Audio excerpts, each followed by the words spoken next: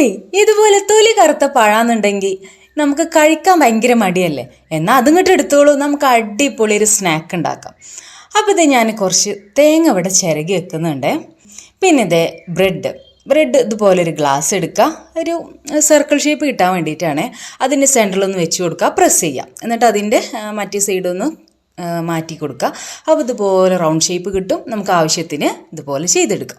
പിന്നെ ഒരു ബൗളെടുക്കുക, അതിലേക്ക് മുട്ട പൊട്ടിച്ച് വയ്ക്കുക, അതിലേക്ക് കുറച്ച് പാല് പഞ്ചസാര ഇട്ടിട്ട് നന്നായിട്ട് മിക്സ് ചെയ്ത് വെക്കുക.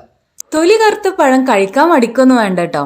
ദഹനത്തിനും പ്രതിരോധ ശേഷിക്കൊക്കെ അത് ബെസ്റ്റാണ്. പഴത്തിൻ്റെ ഉള്ളിലോട്ട് കറുപ്പ് വരിക, അതുപോലെ ബാഡ് സ്മെല്ലുള്ള പഴമൊക്കെയാണ്, അതാണ് കേട്ടോ കേടുവന്ന പഴം. തൊലി കറുത്തു എന്ന് കരുതിയിട്ട് അത് കേടുവന്ന പഴമല്ല. അപ്പോൾ നമ്മുടെ വിഷയം അതല്ലല്ലോ.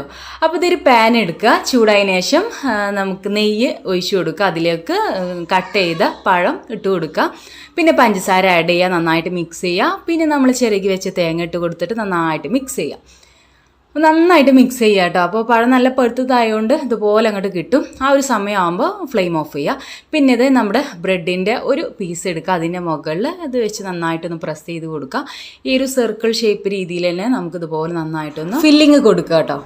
ഇനി ഒരു ബ്രെഡ് പീസും കൂടെ എടുത്തിട്ട് അതിൻ്റെ മുകളിൽ വെച്ച് കൊടുക്കുക. എന്നിട്ട് അത് നന്നായിട്ടൊന്ന് ഒരു സ്പൂണോ എന്തെങ്കിലും വെച്ചിട്ട് നന്നായിട്ട് പ്രസ് ചെയ്ത് കൊടുക്കുക. അപ്പോൾ അത്രയേ ഉള്ളൂ.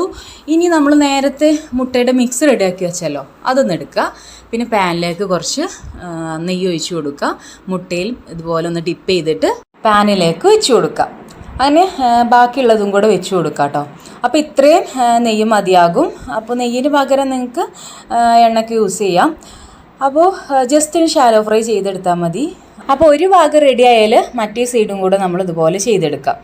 അപ്പോൾ ഇത്രേ പണിയുള്ളൂ, നമ്മുടെ കറുത്ത പഴം വെച്ചിട്ടുള്ള അടിപൊളി സ്നാക്ക് റെഡി ആയിട്ട്. ഇനി ഇതൊന്നും കൂടെ എളുപ്പമാകാൻ ബ്രെഡ് ഇതുപോലെ സർക്കിൾ ഷേപ്പിൽ കട്ട് ചെയ്യേണ്ട ആവശ്യമൊന്നുമില്ല. ബ്രെഡിൻ്റെ ഉള്ളിൽ നമ്മൾ പഴത്തിൻ്റെ ഫില്ലിങ് കൊടുത്ത് ഷാലോ ഫ്രൈ ചെയ്തെടുത്താലും മതി. പക്ഷേ കുട്ടികൾക്കും ഗസ്റ്റിനും ഒക്കെ ഇംപ്രസ് ചെയ്യാൻ വേണ്ടിയിട്ട് നമുക്ക് ഇതുപോലെ ചെയ്തെടുക്കുക തന്നെ വേണം കേട്ടോ. അപ്പോഴല്ലേ ലുക്കിലും കാര്യം. പഴം ബ്രെഡും ഉണ്ടെന്നുണ്ടെങ്കിൽ മസ്റ്റ് ട്രൈ ആയിട്ടാണ് കേട്ടോ. നല്ല ടേസ്റ്റ് ഉണ്ട് കഴിക്കാനായിട്ട്. പിന്നെ ഇത് ഞാൻ ഇതിൻ്റെ മുകളിൽ ചോക്ലേറ്റ് വെച്ചൊന്ന് ഡെക്കറേറ്റ് ചെയ്യുന്നുണ്ട് കേട്ടോ. അപ്പോൾ സേവ് ആക്കുക, ട്രൈ ആക്കുക. Tata bye bye.